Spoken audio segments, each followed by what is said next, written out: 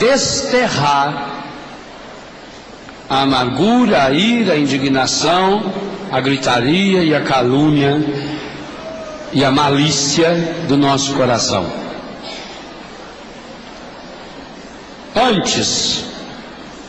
Antes de qualquer reação, sede uns com os outros, bondosos e compassivos. Perdoai-vos uns aos outros, como também Deus vos perdoou em Cristo. Vou repetir para gravar bem.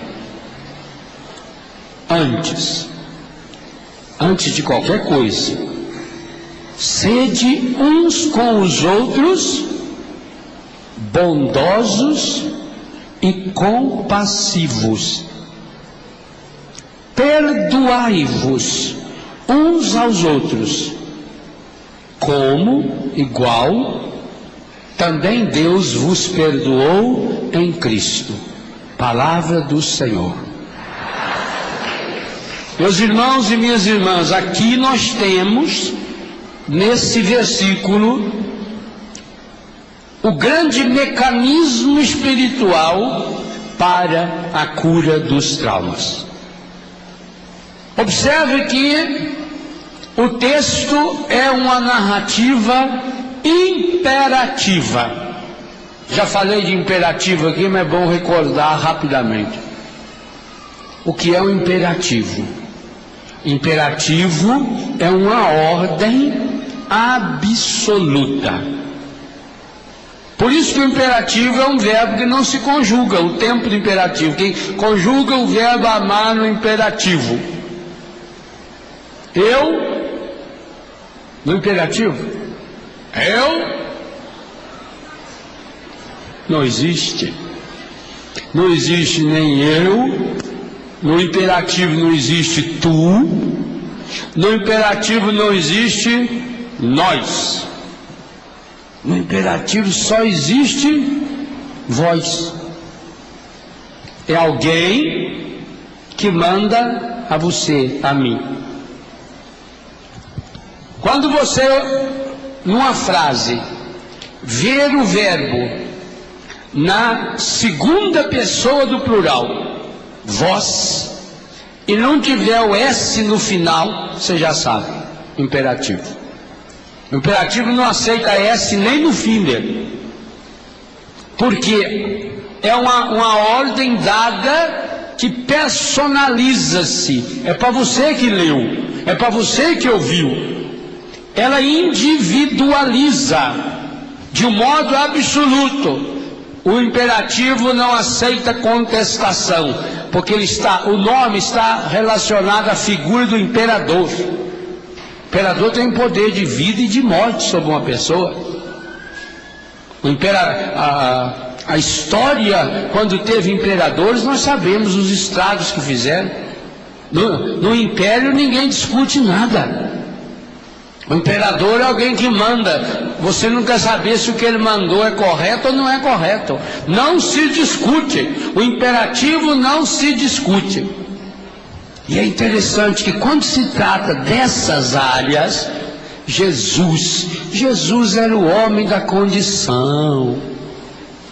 Jesus era o homem que tinha sempre palavras amenas para as pessoas. O pior pecador que chegava até Jesus, Jesus não lhe dava o imperativo. O pior pecador que vinha até Jesus, Jesus acolhia. Jesus sentava-se à mesa.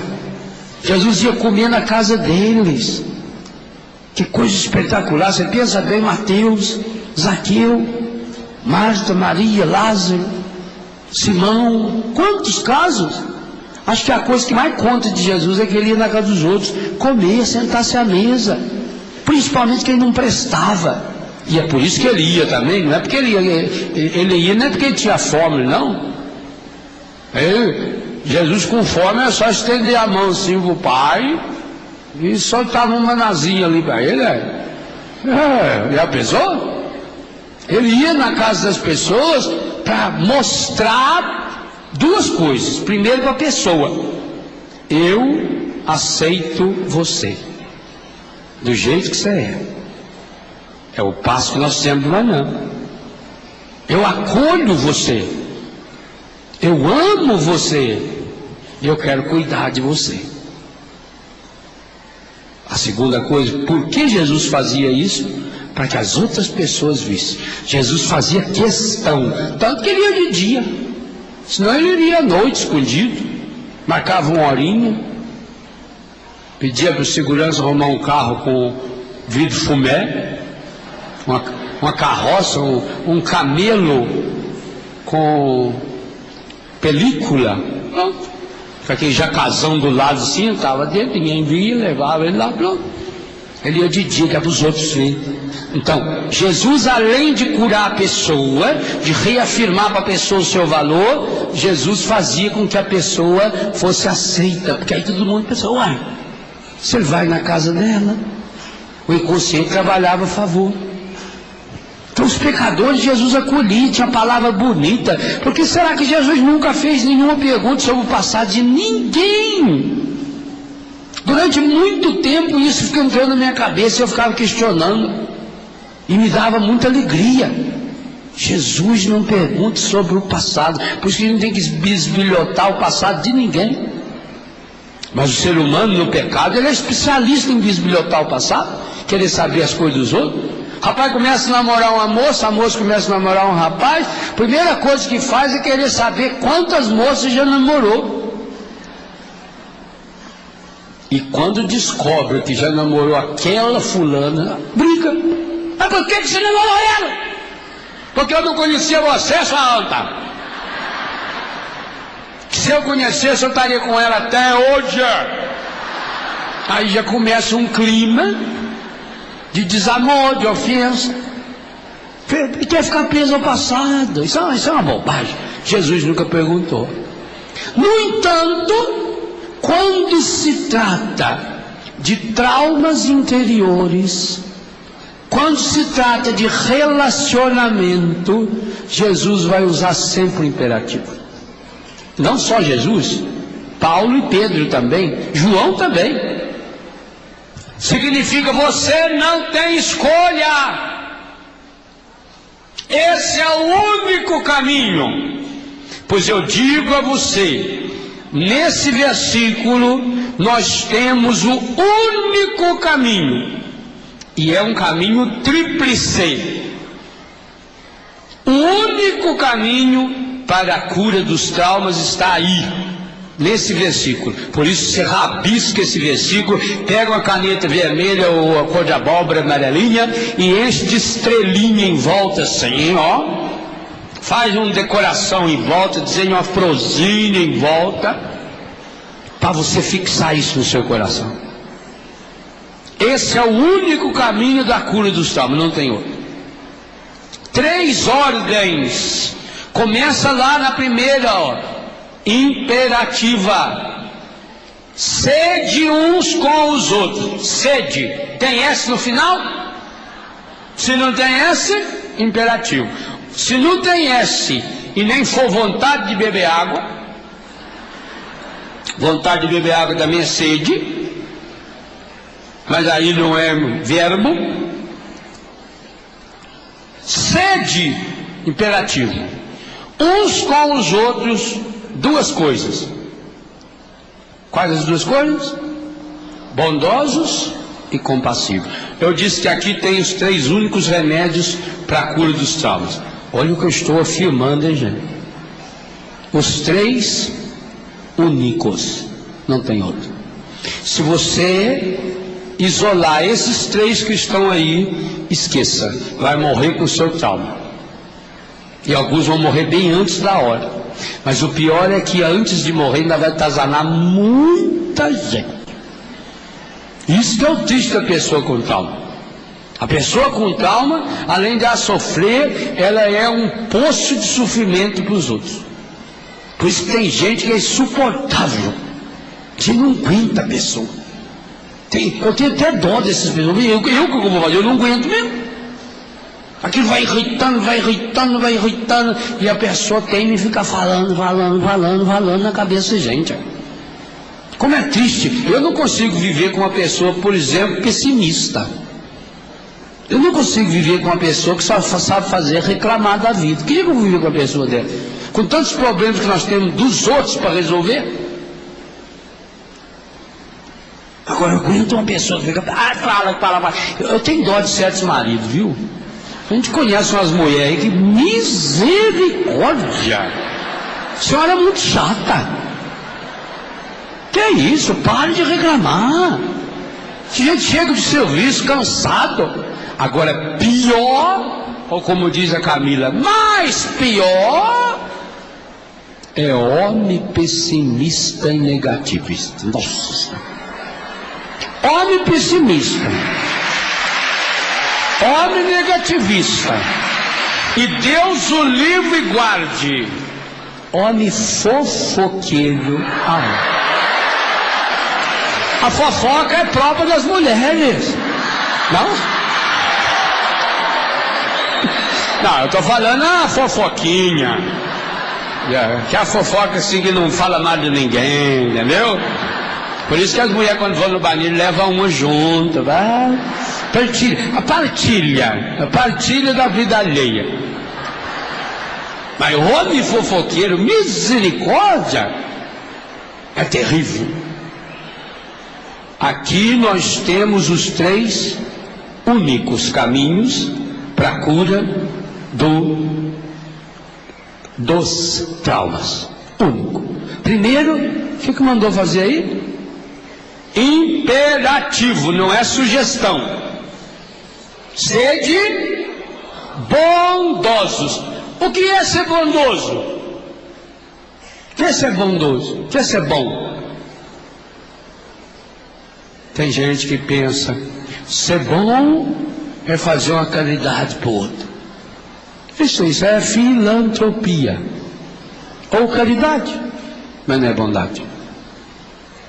Bondade é uma decisão interior que se externaliza, portanto, através de gestos concretos, onde eu tenho a coragem de mudar de lugar com a pessoa. Bondoso é você se colocar no lugar do outro. Por isso que Jesus questionou o jovem rico: por que me chamas bom? Só Deus é bom. O gesto explícito de bondade que o mundo tem é a cruz de Jesus, e Jesus na cruz. Ele tomou sobre si as nossas enfermidades. Por isso que do altar da cruz é que Jesus reafirmou e retomou a lição de perdão. Lá na cruz, Jesus na cruz, com certeza deve ter tido tentação, principalmente no campo do rancor. Óbvio. Não tenha dúvida que ele foi tentado na cruz. E o que ele fez ali na cruz? Ensinou o segredo da cura dos traumas. Pai, perdoai-lhes, não sabem o que fazem. Que oração poderosíssima de cura do trauma. Porque ele estava se colocando no lugar da humanidade. O pedido de Jesus não é só em relação àquelas pessoas que estavam matando-o. O pedido de Jesus é para me ajudar e ajudar você hoje a perdoar as pessoas que nos ofenderam. Esse é o pedido de Jesus. Se ele tomou sobre si as nossas enfermidades, inclusive tomou sobre si os nossos traumas. Inclusive os traumas que ainda poderão vir de rejeição, de tudo aquilo que nós falávamos hoje no primeiro momento da reflexão. Jesus já tomou. Por isso, ele é o mesmo ontem, hoje e sempre. Por isso a nossa fé diz que ele desceu a mansão dos mortos. Quando a gente escuta essa oração que nós fazemos quase todos os domingos, porque agora, por exemplo, no período do Advento, no Advento ainda tem exceções. No período, por exemplo, da Quaresma, não se reza?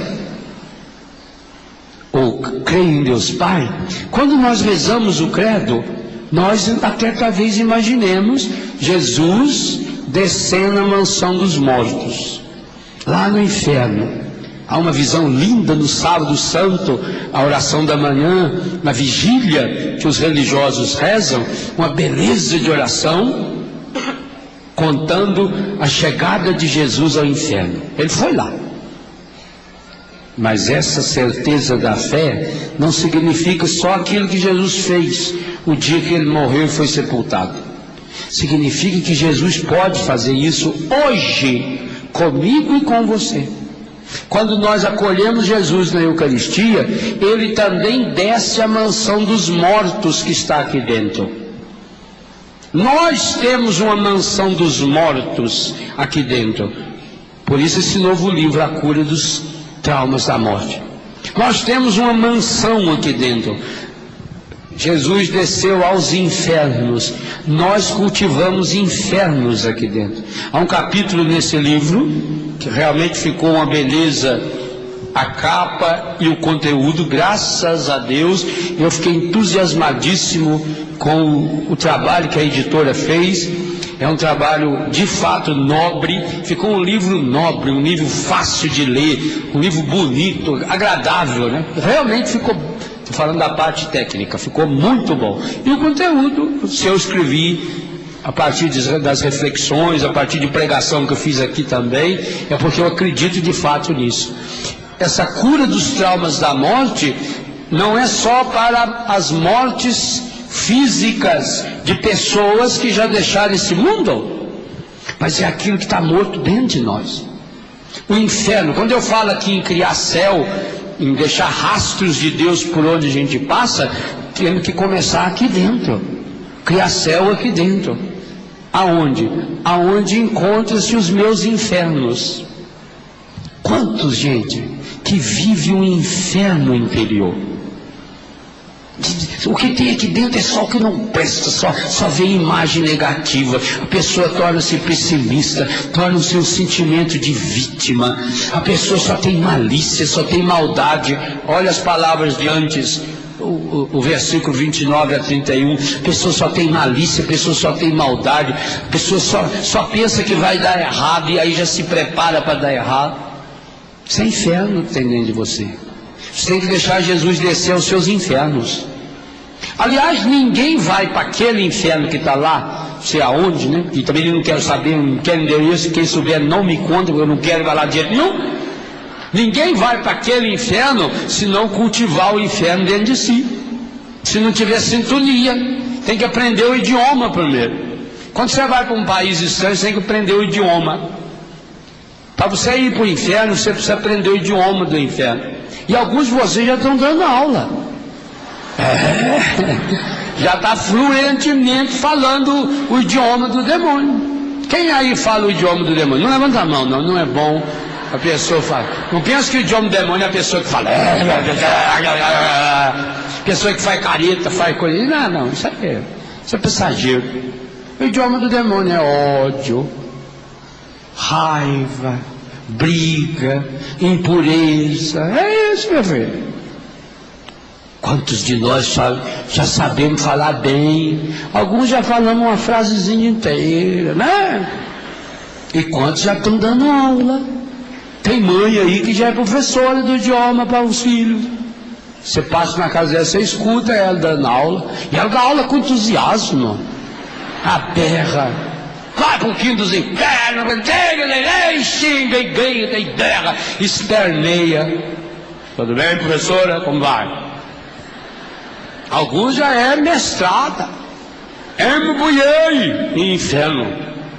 Porque está aqui dentro. Está cultivando aqui dentro. Descer aos infernos significa descer aos meus infernos. Eu tenho infernos aqui dentro de mim. Aliás, eu se não controlar, ele toma conta. Sim, o meu temperamento é medonho. Eu tenho aqui dentro de mim. Tem um criame aqui. Tem alguns capetinhos que já estão aprendendo a andar. Está engatinhando já. Está fazendo um criame de coisa ruim dentro da gente. Já. Isso é um absurdo, mas é verdade.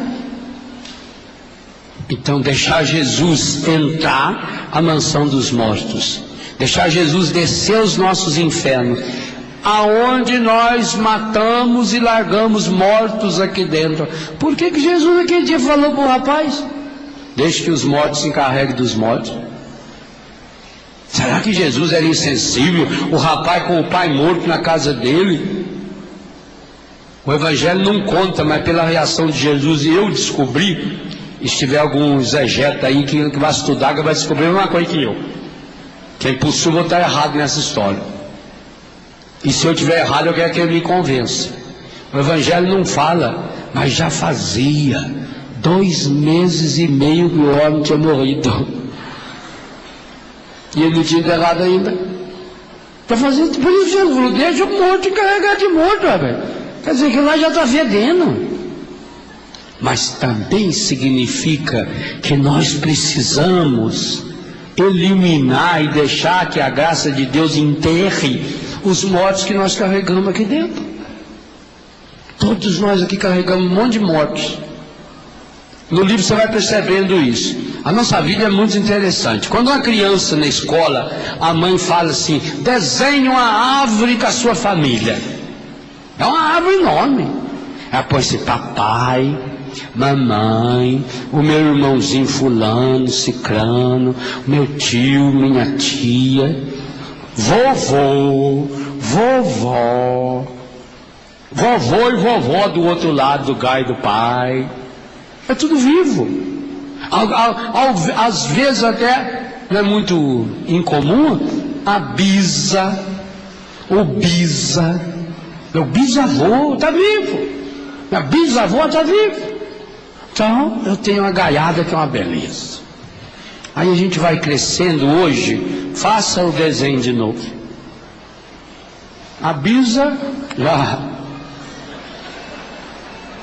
O avô, quantos de nós que já não tem avô?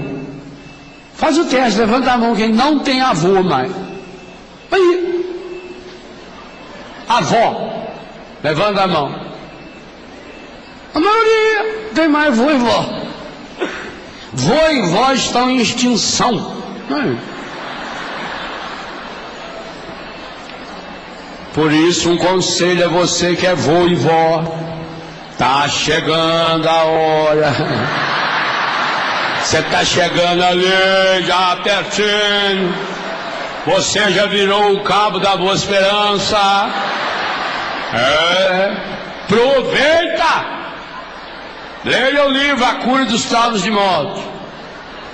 Aproveita, você já virou. Está vendo? Mas também muitos já tem, como eu, por exemplo, já tenho que riscar o quadradinho do papai. Quantos já perderam o pai? Quantos já perderam a mãe? E alguns perderam até em situações traumáticas. Quantos já perderam meu irmão? Eu já perdi irmão.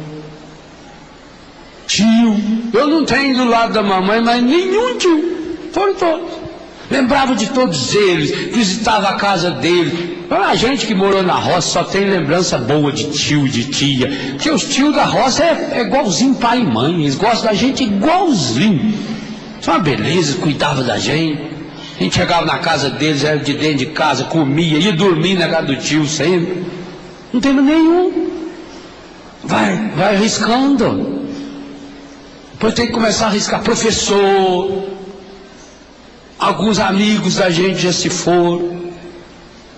Aquela árvore nossa, hoje tem lá, quem sabe, meu pai ou minha mãe, meus irmãos, um ou outro irmão. Mas aquela acabou. Claro que você criou uma nova árvore, que tem aí a sua esposa, o seu marido, que tem seus filhos, que tem amigos novos, é outra árvore. Mas eu estou falando daquela. Aquela árvore foi fundamental na sua vida. Foi aquela árvore que estruturou você. E diga a você, se não tiver bem resolvida essa árvore dentro de você, tem algumas casas que a gente vai, eles têm até uma árvorezinha assim, com os retratinhos 3x4 pendurados. Pai, a mãe, os filhos, né? Bonitinho aquilo. Mas eu estou falando de uma árvore que mais para trás um pouquinho. Do seu bisavô, de sua bisavó, do seu pai, de sua mãe. do avô, da avó, dos tios, que você não tem mais. As pessoas foram importantes. Como aquela professora era importante para você. Eu tinha uma professora, quando eu fui estudar em Itajubá, eu era apaixonado na professora. Que professora maravilhosa. E apaixonado no sentido bem bonito da palavra, nenhum sentido de namoro. Imagina, eu era um moleque que respeitava. E eu descobri que essa professora gostava de goiaba. Eu mandei uma cartinha para o meu pai, pedindo a ele que apanhasse as mais bonitas goiabas lá do Biguá e trouxesse, que eu queria dar de presente para a professora. Fui na direção do colégio, pedi autorização para que meu pai entrasse no portão do colégio e eles entregassem para mim lá na sala de aula um pacotinho de goiaba, só para levar para a professora. Sem dar nem se comia a goiaba. Eu precisava dar aquela goiaba para aquela professora, porque ela era importante para mim. Então as professoras importantes da sua vida, quem sabe a grande maioria já morreu. Foi do primário, que tinha uma relação materna. Era que saudade da professora. Que saudade da professorinha que me ensinou o beabá. Onde andará Mariazinha? Meu primeiro amor, onde andará? Que saudade daquela professora, que era uma mãezinha para você. Beleza. Acabou, morreu. Foi só, morreu. Seu avô, morreu. Sua avó, morreu. Seu bisavô, faleceu. Sua bisavó, pereceu. Sua tia, escafedeu. Você pode mudar o verbo, meu filho, mas que é morte, é morte. Necrosou. Aliás, eu gosto de falar, né? Necrosou. Necrosou é morreu. Acabou. Não tem volta. Não adianta ir para lugar nenhum aí para ir ver se ele baixa. Ele não baixa nada. Aliás, os que abaixar, você não devia aceitar não, porque para baixar é só os que estão lá para baixo. Eles vão baixando cada vez mais. É o único lugar que baixa, é lá para baixo. No céu é para cima. Levantai, ó Deus, o ânimo dos vossos filhos e filhas. Nós rezamos semana passada, todo dia. Jesus veio ensinar exatamente isso, se colocando no mesmo seu lugar. Jesus assumiu na cruz a compassividade maravilhosa de Jesus na cruz. Ele assume todos os nossos mortos. Todos. Papai está lá. Vô, avó, vovô, meus tios, está lá. Os seus também estão lá. Jesus matou a morte. Portanto, todos que já morreram, já estão, e se Deus quiser, em breve ou daqui a alguns anos, nós não sabemos, nós estaremos lá. Passando por essa mesma experiência de vencer. Então, compassivo, bondoso. Bondoso é colocar no lugar do outro. A verdadeira bondade exige compassividade. De onde veio a palavra compassivo? De passo. Andar no mesmo passo. Ou o compasso do maestro. A música precisa que todos toquem no mesmo compasso. O ritmo, mais do que ritmo, compasso é mais do que ritmo. Dá de marcar o compasso. Tem até um aparelhinho que para você saber se está dentro do tempo. É o metrônomo que mede o compasso, não é que mede os metros, é metrônomo que mede o compasso. Tem para aí. Ou quando a gente aprende a desenhar, pega o compasso, enfia aquele buraquinho, que ele era uma arma perigosa que a gente enfiava nos outros na escola. Depois apanhava. O aluno da frente e baixava a cabeça dele. Você falou, professor, eu enfiou o compasso. Não, você é um pulilongo, meu Deus, você velho, é isso, não subiu. Aí você pegava e enfiava ela assim, e ia a criança prender, né, mete a língua para fora. Ai, que beleza quando fica bonitinho. É difícil, a gente quando é criança, é difícil fazer um círculo daquele. Aí você sai fora do centro, não acha o buraquinho de novo, puxa mais para um lado, aí fica tortinho para cair, você apaga, e quanto mais apaga o caderno fica mais rasgado e feio, aí você fica desanimado, mas precisa do compasso. Ser compassivo, então eu me coloco no lugar do outro, é o primeiro passo, bondoso, e agora eu caminho com o outro. O amor leva ao perdão. O perdão é absolutamente injusto. Quem pensar na ideia de justiça e querer associá-la a perdão, não vai perdoar nunca. Porque o justo é a vingança. Deus quer que a gente seja bom, mas não seja bobo. Então a pessoa vai lá, fala, critica, pai, e eu agora vou rezar por ela aqui, jacaré. Depender de mim, eu enfio a mão na cara dela. Tô com a alma lavada. Falei tudo que eu tinha que falar. Desentupiu. Não desentupiu. A única água que lava, terceira palavra, única água que lava a alma é a água do perdão. Não tem outra.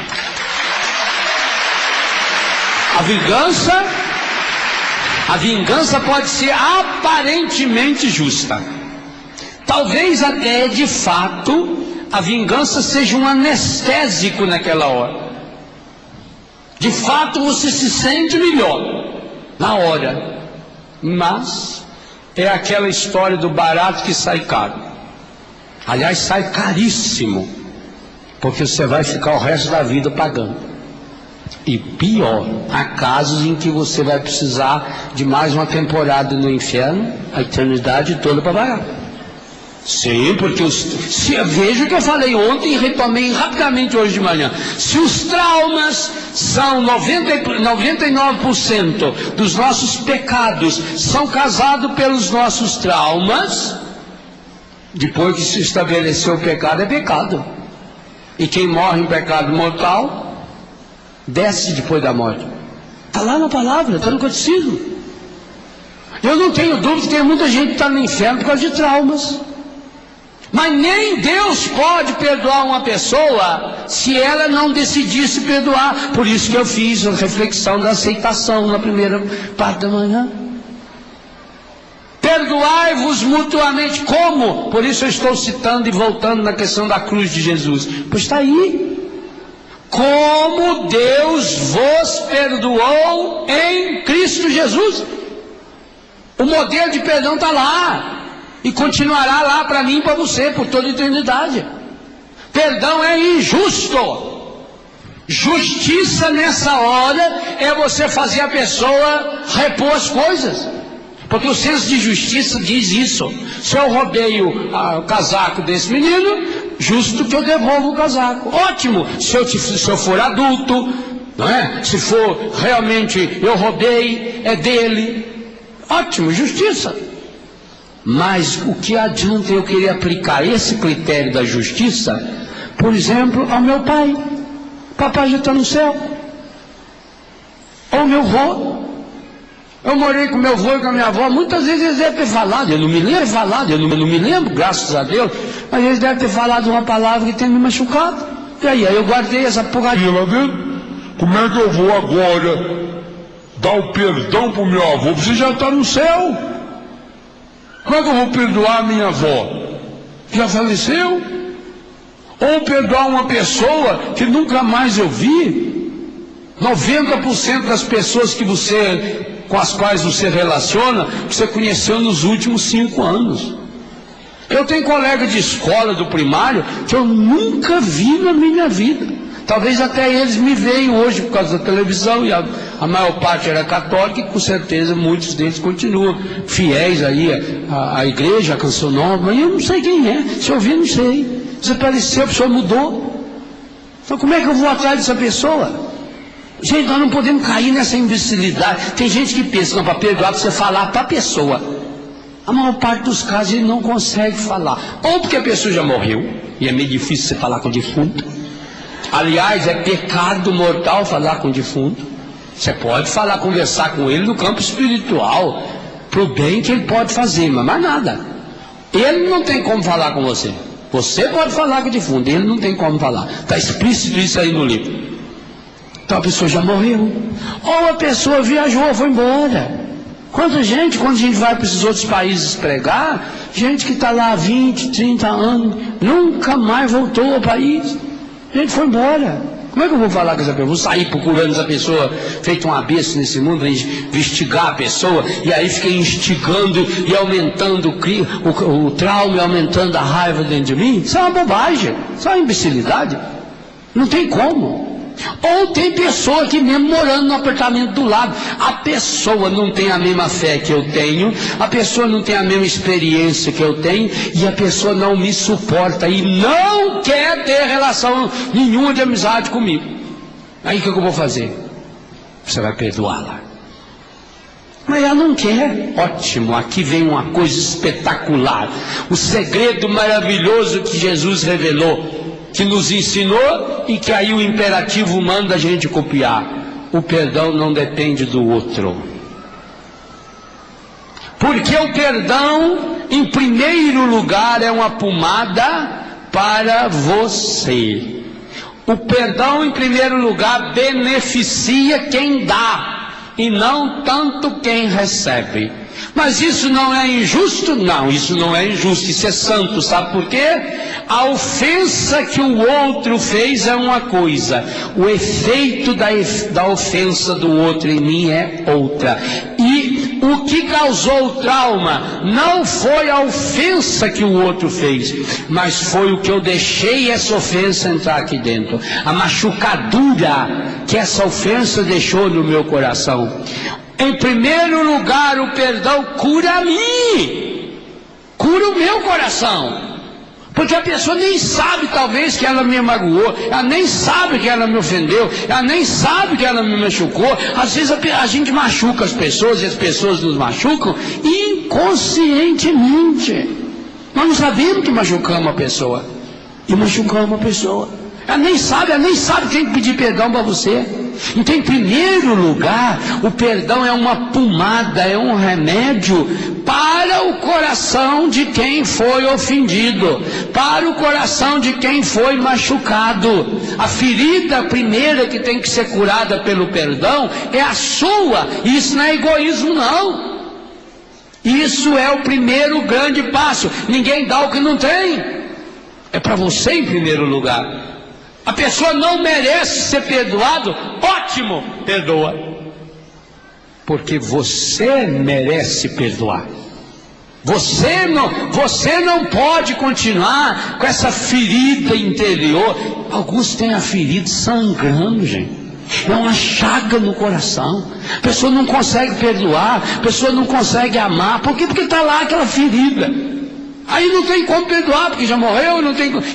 Tem como perdoar. O perdão independe que a pessoa esteja viva ou morta. O perdão independe que a pessoa esteja perto ou longe. O perdão independe que a pessoa queira ou não queira. O perdão independe que a pessoa tenha pedido ou não tenha pedido desculpas e perdão para você. O perdão é um imperativo seu. É para você.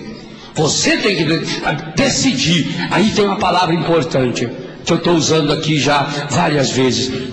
O perdão precisa muito mais da vontade, inteligência, do que do desejo. Você tem que tomar essa decisão. Perdão é um ato da vontade inteligente, ou um ato da razão. Eu tomo a decisão, eu perdoo. Mesmo que eu esteja sentindo raiva, mesmo que eu esteja sentindo ódio, mesmo que eu esteja sentindo vingança dentro do meu coração. O perdão é uma decisão. Assim como o amor é uma decisão, perdão é uma decisão. Eu decido perdoar. Você não merece ser perdoado. Pai, perdoar-lhes porque não sabem o que fazem. A pessoa não merece ser perdoada, mas eu tomo a decisão. Outra coisa importante, essa decisão, ela é interior. Sozinho, no carro, tomando banho, sentado no vaso sanitário. Aonde, qual for a situação que você tiver, em que momento estiver, o inconsciente trouxe à tona, você lembrou, tome a decisão. Põe ali o carimbo do perdão, eu perdoo. Mesmo que, repito, você esteja sentindo raiva da pessoa, mesmo que você tenha convencido de que tinha que vingar da pessoa, mas não é justo, meu Deus, ela ofendeu eu, ela machucou, vai continuar ofendendo. Isso aí é argumento maligno. O imperativo categórico, e aqui é um exemplo, mas tem vários na Bíblia. O imperativo categórico acerca do perdão continuará sendo uma ordem de Deus para mim e para você. Perdoe. Seu pai foi injusto com você? Seu pai bebia? Seu pai não pegava você no colo? Perdoa. Ele é vivo ou morto? Perdoa. Porque também tem que pensar o seguinte: coitados dos nossos pais. Aí veio a necessidade de ser compassivo, me colocar no lugar dele. Bondoso, me colocar no lugar dele, compassivo, caminhar com ele. Coitado do meu pai. Coitados, o que eles passaram. Como é difícil estar filho. A sociedade hoje é uma sociedade de jeito medrosa, a começar pelos filhos que tem. Antigamente nossos pais tiveram 8, 10, 12, 14, 17, 21. Eles não tinham medo, não.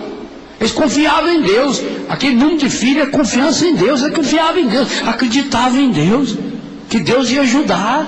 Não, Deus dá a graça. E depois punha os filhos, ensinava os filhos a trabalhar também, que ele não era besta. Se pior andar, já aprende a fazer um subsídio. Já ensinava, e cada filho que nascia era 2 braços a mais para trabalhar. Agora hoje em dia, como os pais não ensinam os filhos, treinam os filhos para ser um bando de vagabundo que não faz nada, que fica o dia inteiro só vendo televisão e comprando tênis de R$1.000. Cada filho que nasce é boca a mais, é uma escola a mais. Hoje em dia já tem 2, 3 filhos. Olha para o seu pai. Tem aí pai que teve 8 filhos. Ele teve mais filhos que os netos dele todinho, porque os filhos dele casaram, teve 1, meio, e olha lá. E aí, porque também não se dá inteiro para um filho? Nós criamos uma raça assim, mas pensa no pai e na mãe. Pensa no que eles tinham dentro de casa. Você lembra, sim, você estava lá também? Não tinha nada. E lutava e deram conta, e ia atrás e dava um jeito, e vinha a criatividade do pai, da mãe, em cortar a roupa dos parentes que morreu para fazer roupa nova pra gente. Ah, como era bom quando morria um tio. Vamos herdar umas roupinhas aí. Sabe aquele tio que morreu? É aquele teu pelitoche. Tomara que vim para nós, né? A mãe recortava, nós ia para festa, para missa.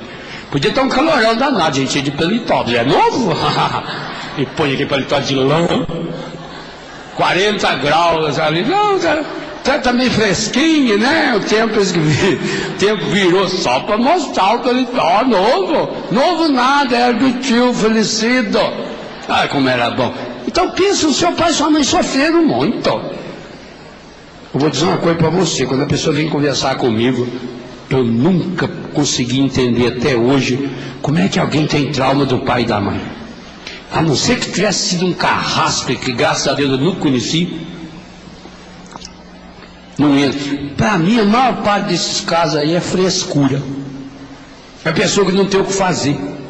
Aí fica fuçando. Acha um serviço, vai trabalhar um pouco. Vai ajudar na PAI, vai ajudar no hospital, gasta sua vida numa coisa que presta. Você fica pensando muito em si mesmo. Fica entortando dentro do seu coração. Isso é uma bobagem. Pode ter trauma do pai e da mãe, que lutaram tanto, fizeram o possível e o impossível. Quanto sua mãe sofreu na gravidez, no parto. Antigamente o parto era feito em casa, com parteira, não tinha recurso nenhum, nada, nem técnica, não tinha nada. Mulher tinha que ir lá ficar, traz uma bacia d'água e fica molhando aquela toalha, enrola na boca dela, ela mordia, toalha. E o rapazinho não vem, às vezes ficava lá horas e horas, e a dor, e não vem, e além disso não podia nem reclamar, porque as mães não reclamavam, porque aquilo era alguma coisa sagrada. Então do sagrado não se reclama. Ficava lá com aquele quarto fechado, fechava a porta, fechava a janela, fechava tudo. Os bois eles levavam tudo para o curral, lá para onde, não sei aonde, os cachorros, os gatos e os filhos, né? Os menores, porque senão a gente ficava na porta ali. O que é, mas o que está acontecendo, pai? Pai? A mãe está morrendo, pai? Que tem não? Então, para evitar tudo isso, já levava a gente seus 15 quilômetros de distância, né? Todo aquele sofrimento, não tinha nem remédio, gente, era tudo caseiro. Agora você vai ficar reclamando da sua mãe. Vai pro meio dos quintos, quem que é isso? Não admito isso não. Isso aí não é trauma não. Isso é mais pecado do que trauma. Perdeu-se a dimensão do sagrado, honrar pai e mãe. Eu tenho que honrar aquilo que meu pai e minha mãe foram também. Claro que alguns tiveram, mas aí pode observar, era pai e mãe desequilibrado. Então nós tivemos muito, eu não tive, graças a Deus, mas muitos de vocês tiveram um pai desequilibrado, uma mãe desequilibrada.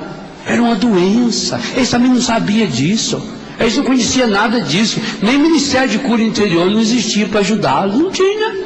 Graças a Deus isso é uma coisa que vem, os últimos anos que a gente vem aprendendo, desenvolvendo, e estamos estudando ainda, trabalhando em cima disso. Nós também não sabemos todas as consequências disso.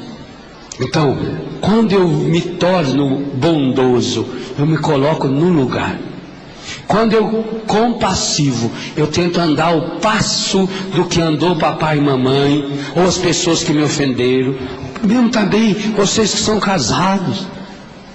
Sabe por que seu marido tem aquele temperamento, ou sua mulher tem aquilo? É trauma da infância, trauma da barriga da mãe. Precisa mais de oração do que qualquer outra coisa.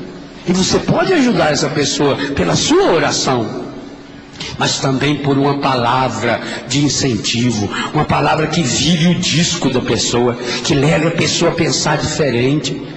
Por isso que eu não acho que pai e mãe deveriam criticar filho. Eu não aceito que marido critique mulher, que mulher critique o marido. Eu estou me convencendo de uma coisa, pensa o que você quiser. Eu estou me convencendo de uma coisa: quem ama não critica. Deixa que a sociedade critica. Aliás, você já conheceu algum crítico de qualquer área que tivesse produzido qualquer coisa que prestasse? Acha um crítico literário que tenha escrito um livro. Ele sabe criticar o livro que o outro escreveu, mas não sabe escrever livro. É a mesma coisa que a pessoa, o crítico de música. Acho um crítico de música que escreve resenha sobre CD, discos e tal, nas revistas, nos jornais. Você olha o nome dele lá. Mas esse jeito nunca gravou um disco. Se não grava disco, por que vai criticar a música do outro? Quem faz não critica. Só critica quem faz mal. Aí fica com inveja do outro. Você vendeu tantos mil já e eu não vendi. Sei como é que vocês gostam que a música, a minha é mais bonita. A sua é tão bonita que ninguém aguenta ouvir. Para de cantar, você não tem talento nenhum para a música, não. Você é um fracasso. Pronto. Conforme-se. Acha um crítico de cinema. Nunca fez filme. Nunca participou nem como ator, nem como diretor, nem como faxineiro da filmagem. Não tem talento para nada. Também tem uma cara. Tem um no Brasil mesmo que tem uma cara que Deus o livre, pôs no cinema. Ele servia bem para substituir o Zé do Caixão. O Rubem Edvaldo Filho, ele servia. Ia ser um Zé do Caixão mais ameno, né? Mas ele servia. Fora aí não tem para nada. Mas critica. Não, esse espírito de crítica não é de Deus, não. Marido não tem que criticar a esposa. Deixa o mundo critica. Esposa não tem que criticar seu marido para nada, em nada. Aí é uma crítica construtiva. Que crítica construtiva? Crítica construtiva é apelido de ofensa disfarçada. Crítica não existe construtiva, não. Crítica é crítica. E se é crítica, é crítico. Não serve a nada. Deixa o mundo criticar você. Ô pai e mãe, não critique o seu filho. Porque quando você critica a criança, você está criando um trauma dentro da criança. Sabe por quê? Lembra do que eu falei ontem da música para o inconsciente? O segundo elemento que mais leva algo do consciente para o inconsciente é a proximidade afetiva que a gente tem com quem fala. Se um professor me fala alguma coisa, tem um peso. Se um estranho me fala uma coisa, tem peso. Mas se é minha mãe que fala, se é meu pai que fala, associou ao amor que eu tenho. A figura do pai e da mãe, do marido, da mulher, do irmão, é uma figura muito afetiva dentro de nós. Mesmo quem não tem raiva, ou quem tem raiva do irmão, não tem problema. A afetividade está lá. Aquilo entra lá no inconsciente, na hora, e fechou. Não critica. Seu filho jogou bola, o jogo não foi bom, não critica. Não fala para você, você não presta. E pior é quando a crítica associa o fato feito à pessoa. Você não sabe fazer nada, só porque a menina fez lá um servicinho errado. Veja se tem alguma coisa boa para elogiar. Se der para elogiar, elogia. Se não der, deixa passar assim, passa em branco, não comenta muito. Vai chegar uma hora que você vai poder conversar com ela, ensinando a fazer. Aliás, é por isso mesmo que as mães se irritam muito quando o filho faz coisa errada. Serviço errado, é sinal de que a mãe não ensinou direito. Então, na verdade, a raiva da mãe é dela própria. Aprenda, seja humilde. Seu menino foi jogar bola e chutou a bola fora, errado, mas não critica. Fala, não, meu filho, hoje a gente perde, amanhã a gente ganha. Entusiasma. E depois, quando a ferida porque ele está se condenando. Ninguém condena mais um moleque de ter feito um chute errado e não ter feito gol do que ele mesmo. Então, deixa amenizar, deixou passar, para não ter que criar trauma.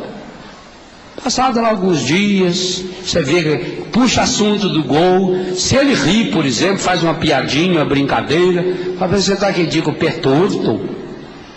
Você viu que a criança riu, acabou. Aí sim é a hora de você dizer, ó meu filho, quando você for bater um pênalti, você tem que olhar bem no gol, esquece quem estiver do lado, esquece quem estiver vendo, esquece. Você olha no gol e bate assim com o peito do pé, ou com esse lado do pé, assim, assensado, tal, tá bom? Mas eu tenho certeza que a força que você chutou aquele dia, isso você tem um dom para chutar. Agora, falta só direcionar o seu chute. Pronto, a criança vai aceitar. Mas não é crítica. Crítica, zero. Inicie um processo na sua casa. Crítica, zero. Não deixa ninguém criticar. Você não critica. Você não, também pais, não critica os seus filhos, pai. Pai. Você não sabe a importância que você tem para o seu filho? Se você sabe, então, sua palavra tem peso. Pai e mãe não deve criticar filho. Não deve deixar que critique também. Meu pai falava isso. Como é que vem alguém dentro da minha casa? Ele não aceitava. Alguém vem na casa dele reclamar do filho dele. Isso é um desrespeito? E ele de fato é. A crítica não leva ninguém. Jesus não criticou nem aqueles que estavam matando-o. Pai, perdoa-lhes, não sabem o que fazem. Foi a desculpa que Jesus deu. Parece até uma desculpa esfarrapada, mas foi a desculpa de Jesus para ensinar a gente. Perdoai-vos mutuamente, assim como o Pai vos perdoou em Cristo. Eu queria convidar você a terminar esse momento. Nós vamos fazer um momento de oração na missa hoje à tarde. Vamos terminar esse momento se predispondo ao perdão. Pai Santo, Pai querido, Pai amado, Sua palavra ordena-me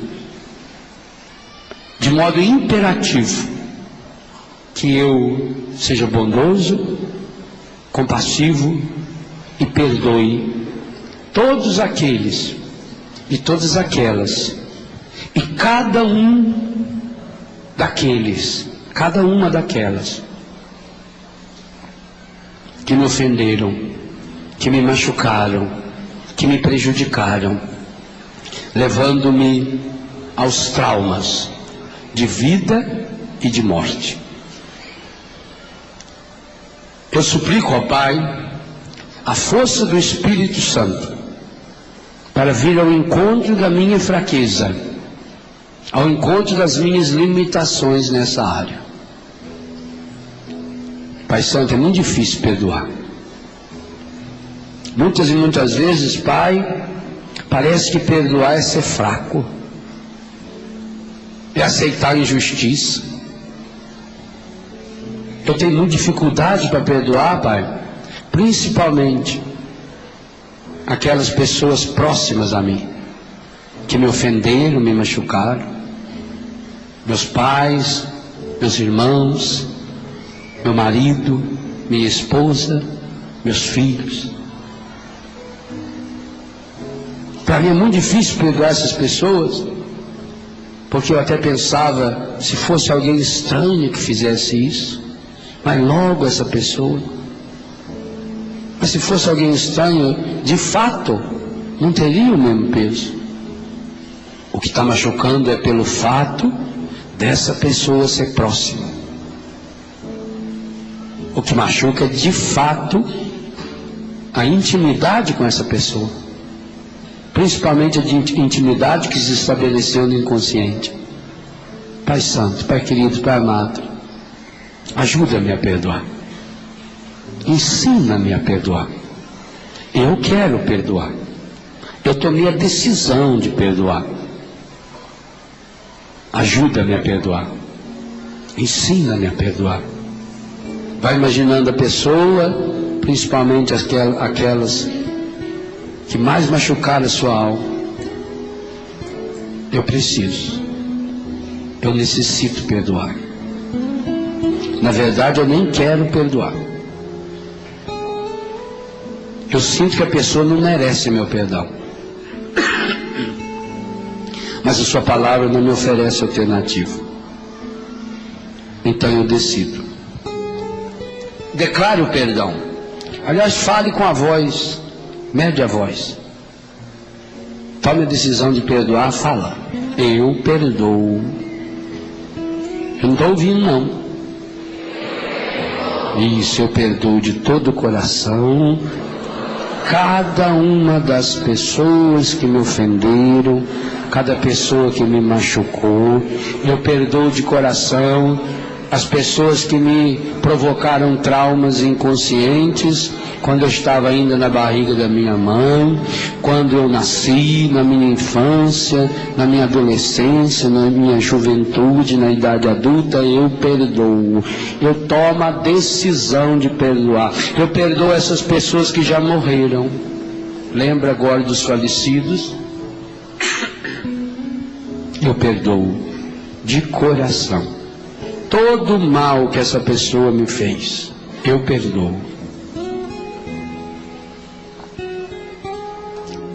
Não obstante o meu sentimento de revolta, o meu sentimento de raiva, meu sentimento de angústia, o meu desejo de vingança, eu perdoo. De coração. Põe a mão no seu coração, sela esse momento. Pai Santo, Pai querido, Pai amado, Espírito Santo de Deus, Jesus, abençoa-me. Faz um sinal da cruz no seu coração, externamente, obviamente, para lembrar o seu inconsciente de que você tomou uma decisão e que você se prepara para a Santa Missa de hoje, primeira missa do Advento, primeiro domingo do Advento. Você se prepara para tomar posse do perdão e para dar esse perdão. Eu me abençoo em nome do Filho, do Espírito Santo. Aqui, só no coração. Eu me abençoo em nome do Pai, do Filho, do Espírito Santo. Amém.